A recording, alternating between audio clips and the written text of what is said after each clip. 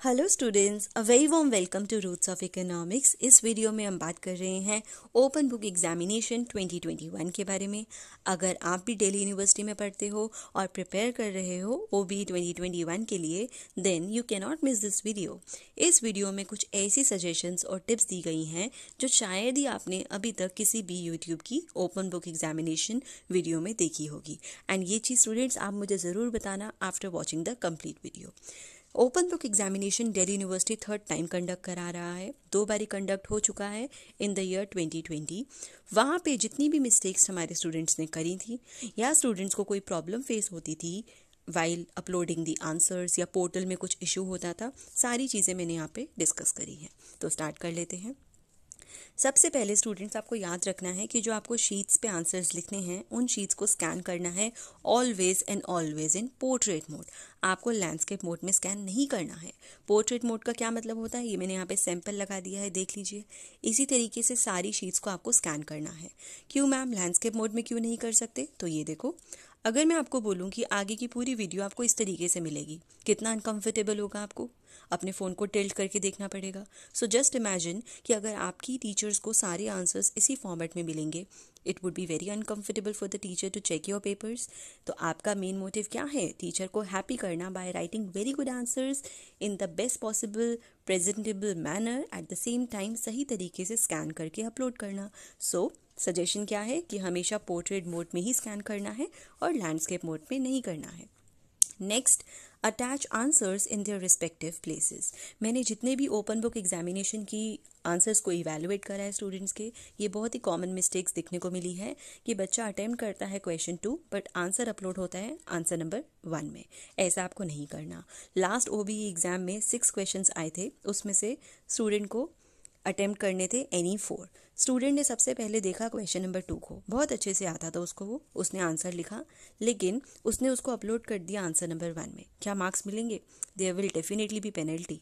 सो question 2 जाएगा आपका answer 2 में, क्वेश्चन 6 जाएगा आपका आंसर 6 में, एंड जितने भी क्वेश्चंस आप अटेम्प्ट नहीं कर रहे हो वहाँ पे आपको कुछ भी अपलोड नहीं करना है।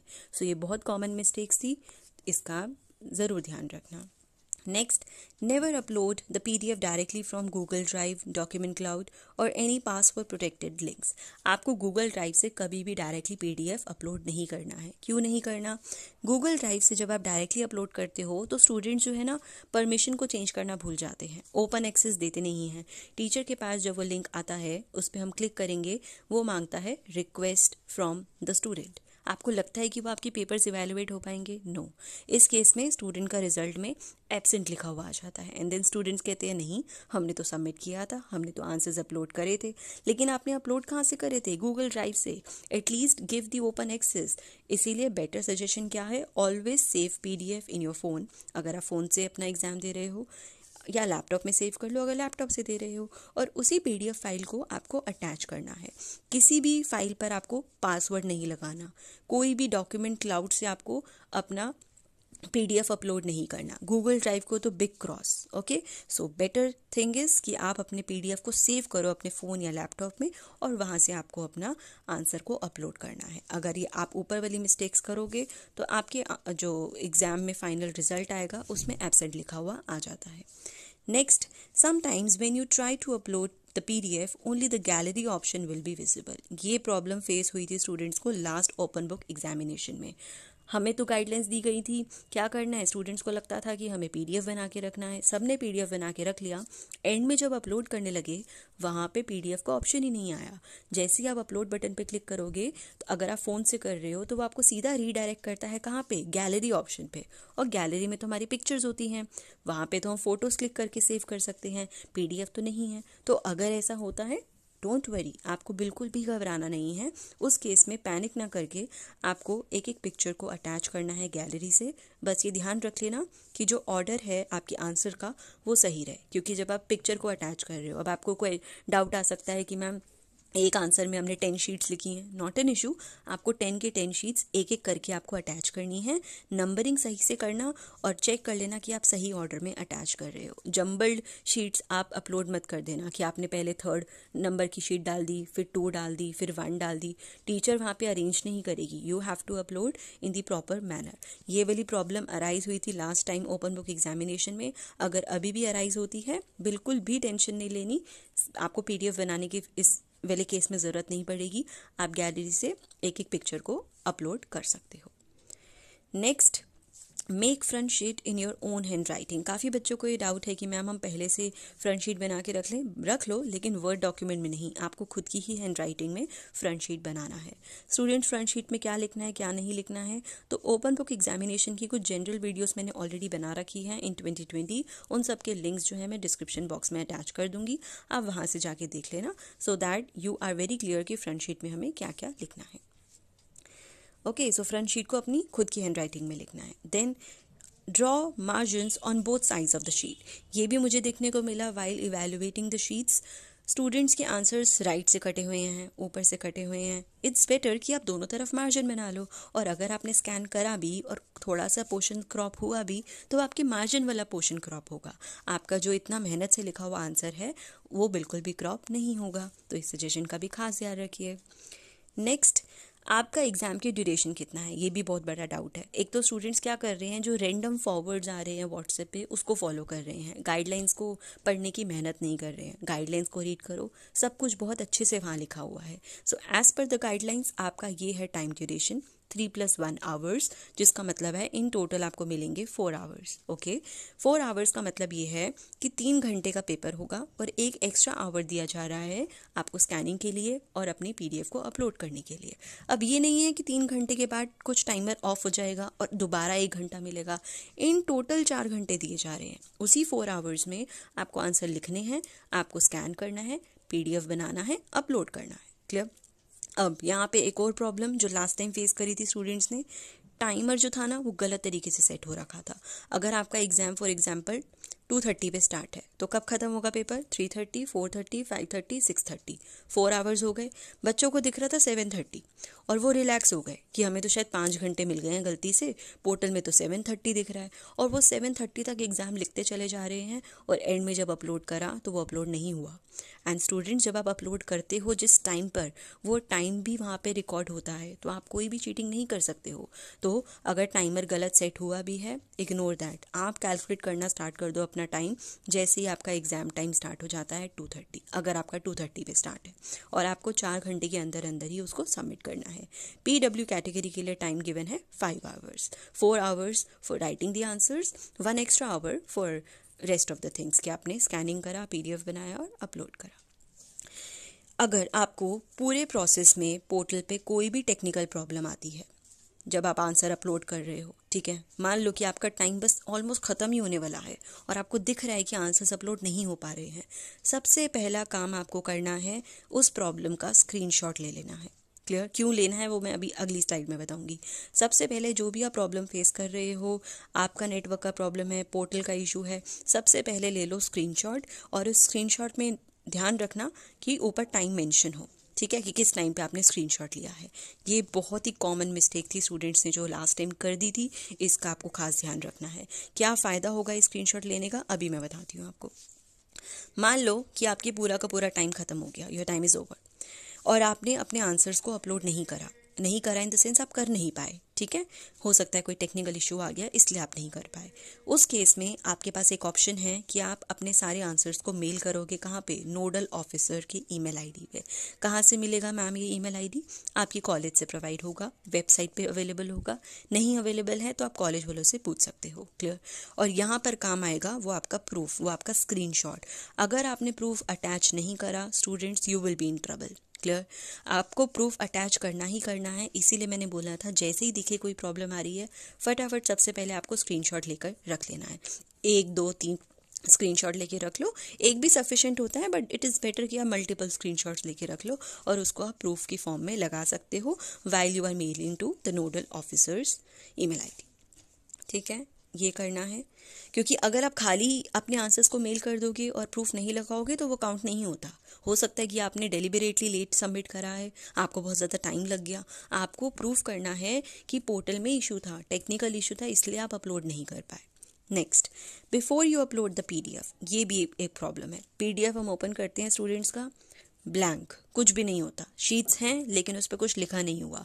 तो आपको PDF अपलोड करने से पहले उसको एक बारी चेक कर लेना है, उसको ओपन करके देख लेना है प्रॉपरली ओपन हो रहा है नहीं हो रहा, कोई एरर तो नहीं आ रही, सारी शीट्स अटैच्ड हैं या नहीं हैं, इंक्लूडिंग द फ्रंट शीट। हर आंसर से पहले लगानी है front sheet. Also make sure that all the sheets are arranged in the proper order with correct numbering. Numbering करनी है, अभी आगे भी बात करेंगे नंबरिंग की। स्टूडेंट्स नंबरिंग तो करता है बहुत अच्छे से, लेकिन जब ऑर्डर की बात आती है, लास्ट शीट सबसे पहले दिखती है, फिर सेकेंड लास्ट शीट और फ्रंट शीट होती है सबसे एंड में, तो टीचर कैसे आपका आंसर इवेलुएट करेगी? क्लियर? तो वहाँ पे भी प्रॉब्लम आ जाती है। तो आपको अपना फ्रंट शीट के बाद असेंडिंग ऑर्डर में शीट्स को ऑर्डर करना है एंड देन आपको अपलोड करना है। Now comes your 10 smart tips. In tips का ध्यान रख लेना स्टूडेंट्स, कोई भी आपको नहीं रोक सकता अच्छे मार्क्स लाने से। सो सबसे पहली आपकी टिप आ जाती है, prepare front sheet in advance. Front sheet को पहले से बनाकर रख लो ना, हर सब्जेक्ट की एक एक फ्रंट शीट बना के रख लो, और उसी शीट को आप क्या कर सकते हो, हर आंसर से पहले अटैच कर सकते हो। आपको बिल्कुल भी अपना टाइम वेस्ट नहीं करना ये शीट बनाने के लिए during the exam time. So prepare front sheet in advance, ये सबसे पहली टिप है। Next, write your name, examination roll number and signature on whole bunch of sheets in advance only। आपको पता है कि हर शीट पे आपको नाम, अपना एग्जाम रोल नंबर और साइन करना है, तो ये काम भी वहाँ पर क्यों करना जब एग्जाम स्टार्ट हो गया है? हर शीट पे साइन और ये सब लिखने में काफ़ी टाइम जाता है, तो आप एक बंच ऑफ शीट्स ले लो और पहले से ये काम करके रख सकते हो। क्लियर? क्योंकि ये ऐसी चीज़ है जो कि हर शीट पे कॉमन होगी। So as this is common thing that you have to do in all the papers, तो पहले से ही अपनी शीट्स को प्रिपेयर करके आप रख सकते हो। So this was tip number 2। Third tip, don't do numbering of the pages in advance. अभी तक बताया था एडवांस में क्या करके रखना है, बट नंबरिंग एडवांस में करके नहीं रखनी है। क्यों नहीं रखनी है? जब आप नंबरिंग करते हो तो आपका लेट्स से फर्स्ट आंसर आया 6 पेजेस में, आपने 1 2 3 4 5 6 नंबरिंग कर दी। सेकेंड आंसर के लिए आपकी नंबरिंग दोबारा 1 से स्टार्ट होगी, ठीक है? तो इस केस में आपको थोड़ी ना पता है कि आपका आंसर कितने पेजेस में जाएगा, तो how can you do the numberings in advance? Numbering पहले नहीं करके रखनी है। कब करनी है मैम? फिर जैसे ही एक आंसर आपका कंप्लीट हो जाए, every answer has to start first of all from the new page. हर आंसर को नए पेज से स्टार्ट करना है, ध्यान रखना।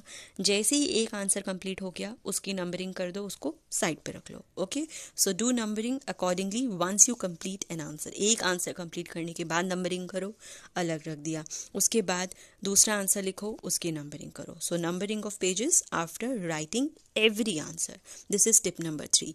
और हर आंसर के बाद नंबरिंग कर ज़रूर देना, नहीं तो एंड में ना दोबारा वो शीट्स जम्बल्ड हो जाती हैं और आप मिस्टेक कर सकते हो। So that was my tip number 3. Now comes the tip number 4. Finish writing one answer and then immediately scan pages, make PDF and save the file. आपको ये भी मिस्टेक नहीं करनी है कि आंसर पे आंसर आप लिखते चले जा रहे हो। नो, राइट वन आंसर, सबसे पहले उसका काम खत्म करो, उसको स्कैन करो, उसका PDF बनाओ, फ़ोन में सेव करके रख लो। क्लियर? सेव किस नाम से करना है कोई रूल नहीं है, आप गलती ना करो इसके लिए मैं सजेशन दे रही हूँ।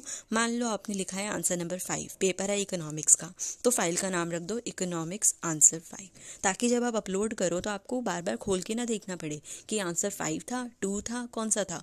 आपकी नेम में ही लिखा होगा आंसर नंबर 5, तो उसी PDF को आप अपलोड कर दो कि कहाँ पे, आंसर नंबर 5 की जगह पर। क्लियर? नेक्स्ट आपकी आती है टिप नंबर 5। 10 टिप्स हैं, बहुत हेल्पफुल हैं। 5th टिप में मैंने बताया है, आफ्टर कंप्लीटिंग 2 आंसर्स, कंप्लीटिंग का मतलब है कि आपने आंसर को लिख दिया है, स्कैन कर दिया है और साथ ही साथ आपने PDF भी बना ली है। जब ये तीनों काम आपने कर लिए हैं, उसके बाद आपको क्या करना है, इनको अपलोड कर देना है पोर्टल पे। क्यों मैम? बाकी सारे आंसर्स नहीं लिखने हैं बाकी आंसर्स, लेकिन सारे आंसर्स लिखने के बाद एक साथ अपलोड एंड में नहीं करना।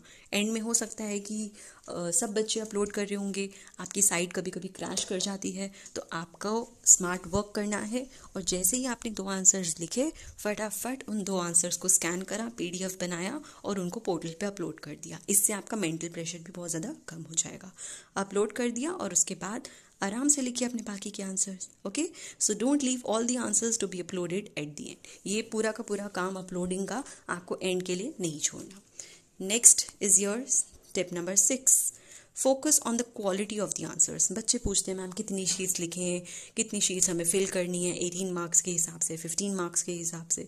बच्चों नंबरिंग जो पेजेस की क्वांटिटी होती है उससे मार्क्स नहीं मिलते हैं. Quality of the answer matters. Okay, so do not bother about the number of pages to be filled. जहाँ जहाँ पे पॉसिबल है फ्लो चार्ट बनाओ, specially in the theoretical papers. जहाँ जहाँ पे डायग्राम पॉसिबल है वो बनाओ. तो अपने आंसर को प्रेजेंटेबल बनाओ. Do not worry about the length of the answer. Next tip number 7. Don't use any colours. No sketch pens. Final exam में यूज करते हो क्या? नहीं ना, ये भी तो एग्जाम ही है. So only use blue and black pens. Then comes your tip number 8. Tip number 8 है better to write only on one side of the sheet. ये भी मैंने देखा इवेलुएट करते टाइम कि स्टूडेंट ने बहुत अच्छा आंसर लिखा है लेकिन जो शीट को स्कैन करा है ना पीछे कुछ इंप्रेशन दिख रहा है जिसकी वजह से शीट की क्वालिटी डिटीरियोरेट हो रही है. आंसर के पीछे बैकग्राउंड में कुछ और रिफ्लेक्ट हो रहा है. वो इसलिए हुआ बच्चे ने शीट की दोनों साइड पे लिखा है. तो अगर आपकी शीट जो है बहुत ज़्यादा पतली है तो आई वुड सजेस्ट कि आप सिर्फ एक ही साइड पे लिखो. ओके, सो दैट आपकी स्कैनिंग क्वालिटी जो है वो बेटर रहे.